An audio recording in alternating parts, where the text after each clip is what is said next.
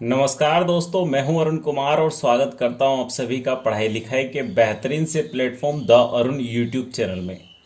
आज से फिर हम डिस्कस कर रहे हैं आप लोगों के साथ प्राचीन इतिहास के 20 महत्वपूर्ण सवाल जो कि बौद्ध धर्म से संबंधित होने वाले हैं।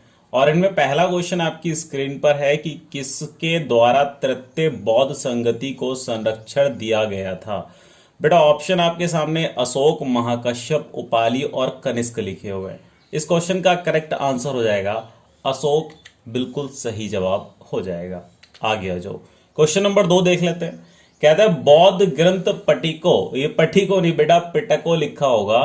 बौद्ध ग्रंथ पिटको की रचना निम्नलिखित में से किस भाषा में की गई थी? पिटको की रचना किस भाषा में की गई थी? अर्धमागधी, पाली, संस्कृत या फिर प्राकृत?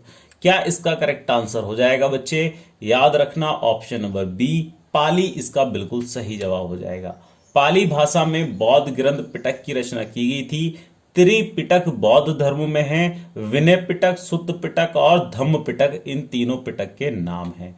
आगे आ जाओ, क्वेश्चन नंबर 3 कहता है गौतम बुद्ध द्वारा भिक्षुणी संघ की स्थापना कहां की गई थी? ऑप्शन है सारनाथ, कपिलवस्तु, वैशाली, राजगृह। तो बच्चे याद रखना इस क्वेश्चन का सही जवाब हो जाएगा वैशाली। वैशाली में भिक्षुणी संघ की स्थापना की गई थी, याद रखेंगे। नेक्स्ट आ जाओ, कहता है आजीवक संप्रदाय के संस्थापक कौन थे? उपाली, आनंद, स्थूलभद्र या फिर मखली गोशाल? मैं फिर से पढ़ रहा हूं, उपाली, आनंद, स्थूलभद्र या फिर मखली गोशाल। क्या इसका करेक्ट आंसर हो जाएगा? बेटा एक चीज का और आप ध्यान रखेंगे कि अगर आपको ये सारी चीजें या मेरे द्वारा की गई मेहनत पसंद आ रही है तो चैनल को सब्सक्राइब जरूर कर लेंगे और वीडियो को लाइक जरूर कर देंगे अगर अभी तक आपने लाइक नहीं की है। और कमेंट करके बताते रहेंगे, जो भी इसका करेक्ट आंसर होता है वो आप कमेंट करके भी बताते रहेंगे, ठीक है, अगर आपको पता रहता है। तो इसका करेक्ट आंसर क्या हो जाएगा? मखली गोशाल इसका करेक्ट आंसर हो जाएगा। आगे आ जाओ, कहता है भागवत संप्रदाय के विकास में किसका योगदान अत्यधिक था? भागवत संप्रदाय के विकास में किसका योगदान अत्यधिक था? तो बेटा ध्यान रखना हिंदू यूनानी का योगदान अत्यधिक था। Option number A correct answer है। बच्चे एक्चुअल में मैं आपको एक बात बता देता हूं कि एंशियंट हिस्ट्री यानी कि प्राचीन भारत के महत्वपूर्ण सवालों को हम डिस्कस कर रहे हैं और ये क्वेश्चन नंबर्स जो लिए गए हैं 20 लिए गए हैं आज के वीडियो में। इससे पहले भी मैं 20-20 क्वेश्चन के 4 वीडियो बना चुका हूं, उनको भी आप देखें, इसके बाद आपको देखने को मिल जाएगा। नेक्स्ट क्वेश्चन कहता है प्रथम जैन महासभा का आयोजन कहां हुआ था? प्रथम जैन महासभा का आयोजन कहां हुआ था? पाबा, पाटलिपुत्र, वल्लभी या फिर आबू? क्या इसका करेक्ट आंसर हो जाएगा? तो ध्यान रखेंगे पाटलिपुत्र इसका बिल्कुल सही जवाब हो जाएगा। आगे आ जाओ, कहता है मौर्य साम्राज्य की राजधानी कहां स्थित थी? मौर्य साम्राज्य की राजधानी कहां स्थित थी? लुम्बिनी, वैशाली, पाटलिपुत्र या फिर गया? तो ध्यान रखेंगे इसका करेक्ट आंसर पाटलिपुत्र हो जाएगा। आगे आ जाओ, कहता है महावीर ने जैन संघ की स्थापना कहां की? बेटा महावीर के बारे में आप सभी जानते हैं, जैन धर्म के क्वेश्चन यहां पर बीच में इंक्लूड हैं 1-2। महावीर ने जैन संघ की स्थापना कहां की थी? तो ध्यान रखना गया, पावा, पाटलिपुत्र, वैशाली। करेक्ट आंसर बनेगा पावा, ठीक है। करेक्ट आंसर क्या बनेगा बच्चे? पावा बिल्कुल सही जवाब बनेगा। आगे आ जाओ, कहता है कौन सी बौद्ध रचना गीता के समान पवित्र मानी जाती है? कौन सी बौद्ध रचना गीता के समान पवित्र मानी जाती है? धम्मपद, पिटक, बुद्ध रचित या जातक? तो ध्यान रखना बेटा धम्मपद इसका बिल्कुल सही जवाब हो जाएगा। मोस्ट इंपोर्टेंट सवाल आप इसको कह सकते हैं, वेरी महत्वपूर्ण सवाल इसको कह सकते हैं। धम्मपद इस क्वेश्चन का बिल्कुल करेक्ट आंसर हो जाता है, ठीक है। आगे आ जाओ, कह रहा है बौद्ध धर्म में भावी बौद्धोत्सव यानी भावी का मतलब है भविष्य, भविष्य के बौद्धोत्सव किसे माना गया है? बौद्ध धर्म में भविष्य बौद्धोत्सव किसको माना गया है? मंजूश्री को, मैत्रेय को, वज्रपाणी को या वधमपाणी को? तो ध्यान रखना करेक्ट आंसर हो जाएगा ऑप्शन नंबर बी, मैत्रेय को भावी बौद्धोत्सव यानी कि भविष्य का बौद्धोत्सव माना गया है। क्वेश्चन नंबर 11, बुद्ध ने अपने जीवन की अंतिम वर्ष यानी कि ऋतु कहां बिताई थी? अंतिम वर्ष कहां बिताया था? सारनाथ में, श्रावस्ती में, वैशाली में या कुशीनगर में? तो बेटा ध्यान रखना कुशीनगर इस क्वेश्चन का करेक्ट आंसर बन जाता है। कुशीनगर इस क्वेश्चन का करेक्ट आंसर बन जाता है। मैं एक बार फिर से आप लोगों से कह देना चाहूंगा कि अगर अभी तक आपने चैनल को सब्सक्राइब नहीं किया है तो मेरे भाई चैनल को सब्सक्राइब कर लो, जल्दी फटाफट से लाइक कर दो वीडियो को और शेयर कर दो ज़्यादा से ज़्यादा जितना हो सकता है। आगे आ जाओ, नेक्स्ट क्वेश्चन देख लेते हैं। कहता है बुद्ध ने बौद्ध धर्म ग्रहण करने वाली पहली महिला कौन थी? क्वेश्चन नंबर 12 में कहा गया है बौद्ध धर्म ग्रहण करने वाली पहली महिला महाप्रजापति गौतमी, बिंबा, यशोधरा या फिर महामाया। ऑप्शन नंबर ए इसका करेक्ट आंसर है, महाप्रजापति गौतमी। इनका संबंध क्या था गौतम बुद्ध के साथ, ये भी आप मुझे कमेंट करके बताएंगे जल्दी से फटाफट से। नेक्स्ट आ जाओ। तृतीय बौद्ध संगीति कहाँ आयोजित हुई थी? वत्स, पाटलिपुत्र, कौशाम्बी या फिर कश्मीर।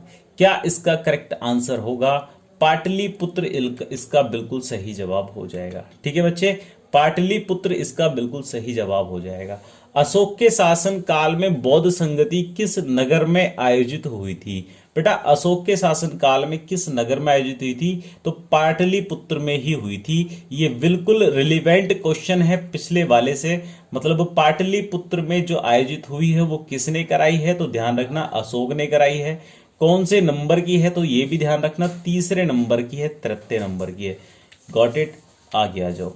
कह रहा है जैन धर्म श्वेतांबर और दिगंबर कब विभाजित हुआ था? जैन धर्म जो विभाजित हुआ है दो पार्ट्स में, श्वेतांबर और दिगंबर में, वो कब हुआ था? चंद्रगुप्त मौर्य के समय में, अशोक के समय में, कनिष्क के समय में या उपरोक्त में से कोई नहीं। करेक्ट आंसर हो जाएगा चंद्रगुप्त मौर्य के समय में, यानी कि ऑप्शन नंबर ए बिल्कुल सही जवाब। क्वेश्चन नंबर 16 देख लेते हैं। कहता है जातक किसका ग्रंथ है? बेटा जातक किसका ग्रंथ है? बौद्ध धर्म का है, जैन धर्म का है, सिख या फिर सनातन धर्म का है? तो ध्यान रखना बौद्ध धर्म इस क्वेश्चन का बिल्कुल करेक्ट जवाब बनेगा। आगे आ जाओ।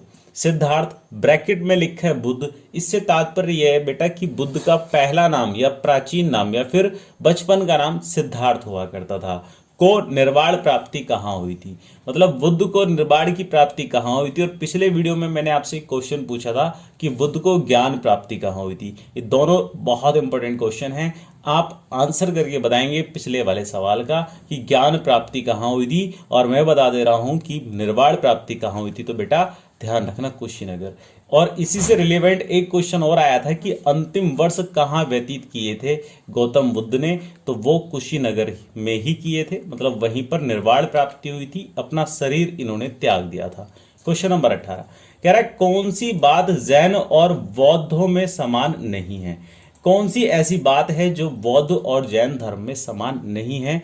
वेदों के प्रति उदासीनता, आत्म दमन, रीति रिवाजों की अस्वीकृति, अहिंसा।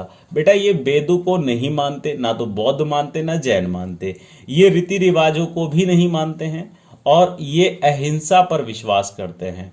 और करेक्ट आंसर क्या बनेगा इसका? आत्म दमन इसका करेक्ट आंसर बनेगा। जैन धर्म में आत्म दमन को सम्मान दिया गया है जबकि बौद्ध धर्म में नहीं दिया गया है। क्वेश्चन नंबर 19 भारत में सबसे बड़ा बौद्ध स्तूप कहाँ है? बेटा बौद्ध स्तूप कहाँ है ये सवाल आपसे पूछ रहे हैं। गया में, अजंता में, सारनाथ में या सांची में?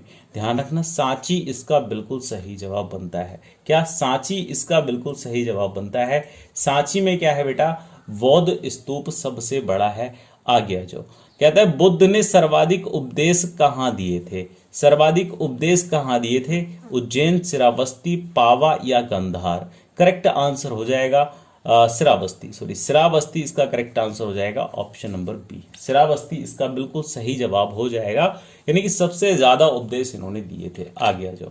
एक क्वेश्चन आपके लिए होमवर्क है और ये आपको कमेंट करके सही जवाब बताना है। अगर आपको नहीं मालूम है तो कहीं से सर्च करना है और सर्च करने की आवश्यकता नहीं पड़ेगी अगर आपने हमारा पिछला वीडियो देखा होगा, इससे पहले वाला वीडियो देखा होगा। उस वीडियो में हमने इस क्वेश्चन को डिस्कस किया है। कह रहे निम्न में से कौन सा शासक बुद्ध का समकालीन नहीं था?